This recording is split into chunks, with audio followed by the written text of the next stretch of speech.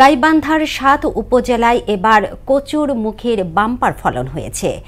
সেই সাথে বাজারে দাম ভালো পাওয়ায় খুশি চাষিরা। এখন ক্ষেত থেকে কচুর মুখী উঠিয়ে পরিষ্কারের কাজে ব্যস্ত সময় পার করছেন শ্রমিক ও কৃষকরা। আর কৃষকদের নিয়মিত পরামর্শ দিচ্ছে কৃষি বিভাগ। মুস্তাফিজুর রহমানের প্রতিবেদন, জানাচ্ছেন সিফাত রহমান জেসি।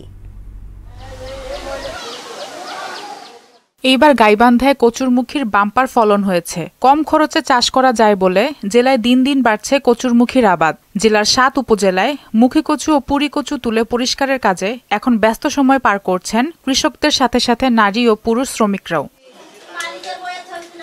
বীজ বপন করা থেকে ৪ মাসের মধ্যেই কচুরমুখীর ফলন আসতে থাকে। তারপর চলে বাছাইয়ের কাজ। পাইকাররা এসে প্রতি কেজি কচুরমুখী ৪০ টাকা দরে কিনে নিয়ে যান। কচু কেনাকাটা হয়, যাই ৩ মাস চলে আর কি। এখানে বাইরে থেকে কচু কেনা হয়, কিনে এখানে নিয়ে এসে যাচাই করে। কচুর ফলন মোটামুটি ভালো, কিন্তু কেউ বলে পুরি কচু, কেউ বলে মুখী কচু।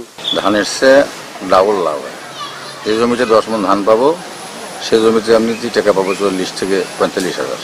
আমাদের এখানে মুখী কচুর ফলন তো বেশি বা চাহিদা বেশি। ১ বিঘা জমিতে কচুরমুখী চাষে কৃষকদের প্রায় ২ লাখ টাকা লাভ হচ্ছে জানিয়ে এই কর্মকর্তা বললেন, কৃষকদের সব ধরনের পরামর্শ দিচ্ছে কৃষি বিভাগ।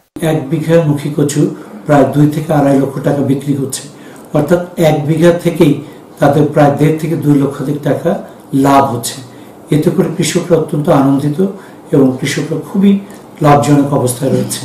আশা করি আগামীতেও এই গাইবান্ধা জেলাতে মুখী কচুর আবাদ বৃদ্ধি পাবে। সেক্ষেত্রে কৃষি বিভাগ কৃষকদেরকে নিয়মিত পরামর্শ প্রদান করে যাচ্ছে। গাইবান্ধায় এবছর ৩৮১ হেক্টর জমিতে কয়েক জাতের মুখী কচুর চাষ হয়েছে।